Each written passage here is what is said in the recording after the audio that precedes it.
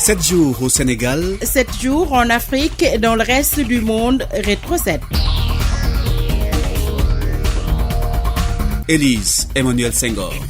Le président de la République, Bassirou Diomaye Diakhar Faye, a exprimé sa compassion aux victimes de l'accident survenu jeudi dernier au village de Yamong dans le département de Koungheul. Sur X, anciennement Twitter, je le cite, « J'apprends avec grande tristesse le terrible accident de la route survenu entre Yamong et Madienen sur la route nationale numéro 1, non loin de Koungheul. Je présente mes sincères condoléances aux familles des victimes ainsi qu'à leurs proches. Je souhaite un prompt rétablissement aux blessés. Je demande à tous les services concernés à se mobiliser pleinement pour apporter leur soutien et assistance aux victimes. J'exhorte tous les acteurs du transport routier à plus de prudence et de respect du code de la route.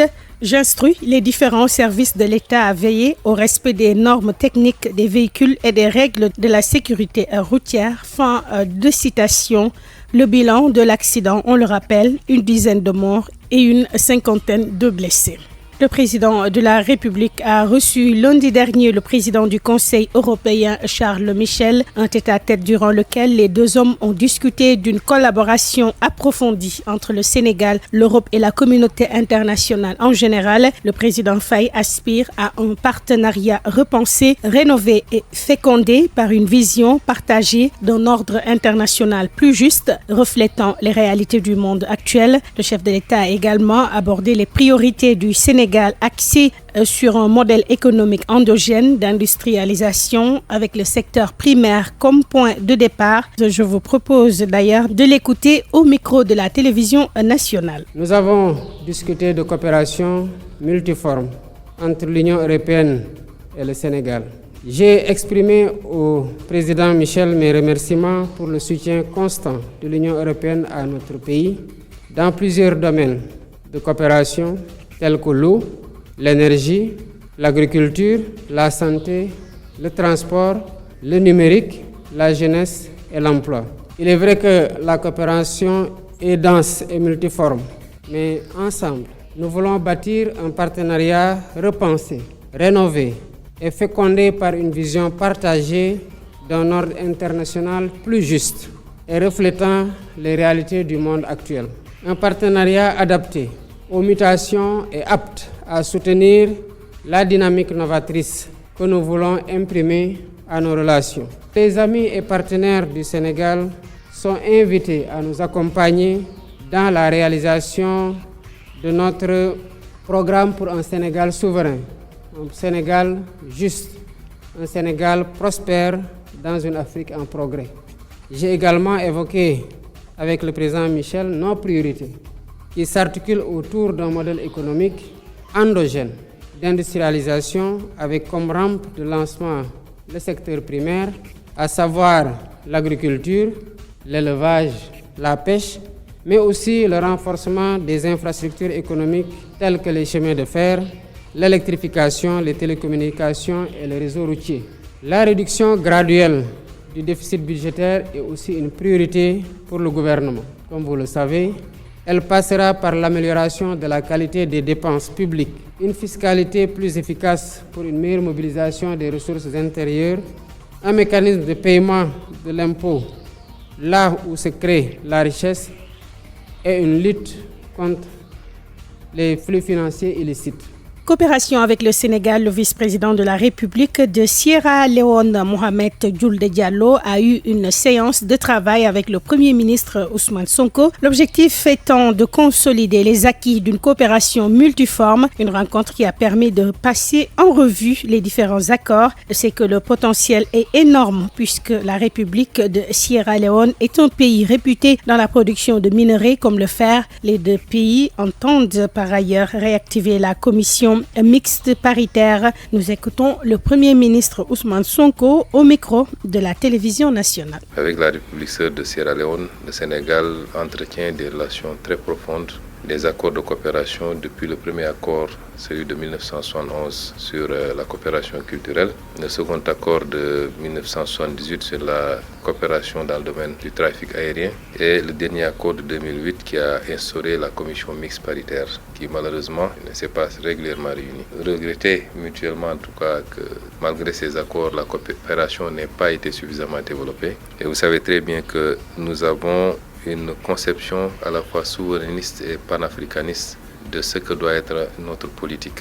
Le président de la République l'a régulièrement rappelé lors de toutes ses sorties. Et se faire et exploiter et exporter pour être transformé hors de Sierra Leone. Nous considérons aujourd'hui qu'avec la découverte et bientôt le premier mètre cube de gaz au Sénégal et ce potentiel au niveau de la Sierra Leone, une bonne coopération pourrait permettre aux deux pays de mutualiser et de transformer ici, entre le Sénégal et la Sierra Leone, et évidemment de créer beaucoup de valeur ajoutée pour nos deux États. Ce n'est pas des choses extrêmement compliquées, il faut de la volonté politique et constatons que de part et d'autre, aussi bien du côté du président Madabio que du président Bassirou Diomaye Faye, cette volonté existe. C'était également l'une des actualités phares de la semaine. Ces nouvelles nominations, la gendarmerie nationale a un nouveau patron. Il s'agit du général de brigade Martin Faye qui devient le 15e haut commandant de la gendarmerie nationale et directeur de la justice militaire. Il remplace à ce poste le général de corps d'armée Moussa Fall. Après donc la composition de l'équipe gouvernementale, les premières nominations étaient attendues. C'est ainsi que le journaliste Pape Alé Niang a hérité de la direction de la radiodiffusion télévision sénégalaise.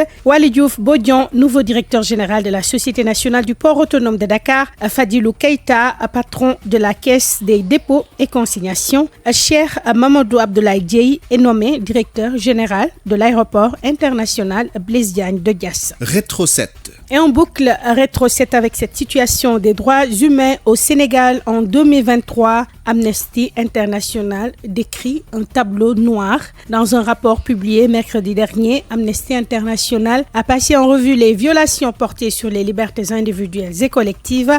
Pour plus de détails, ce compte rendu de Seydina Alioune Diop. Amnesty International dénonce en premier lieu les nombreux décès dénombrés durant les manifestations de l'année 2023. Seydi Gassama. Le recours excessif à la force, nous l'avons évidemment beaucoup déploré. Il y a eu au mois de février 2024, où on a eu 4 morts à la suite des manifestations liées au report des élections. On peut dire qu'il y a eu plus de 60 personnes qui ont quand même perdu la vie pendant les manifestations au Sénégal. L'Organisation de défense des droits de l'homme pointe du doigt les forces de défense et de sécurité. La police, elle est formée pour faire le maintien de l'ordre. La police, elle est équipée pour faire le maintien de l'ordre. Et lorsqu'on est formé pour faire le maintien de l'ordre et qu'on observe les règles, n'est-ce pas, en matière de maintien de l'ordre, on doit faire très peu de victimes. Malheureusement, ce que nous avons vu, c'est que face à des manifestants qui avaient des pierres, on a vu quand même des membres de forces de sécurité, on a vu des nervis à leur côté parfois tirer sur des manifestants. Le directeur exécutif d'Amnesty International Sénégal déplore ainsi le manque de suivi sur les informations judiciaires ouvertes. Aucune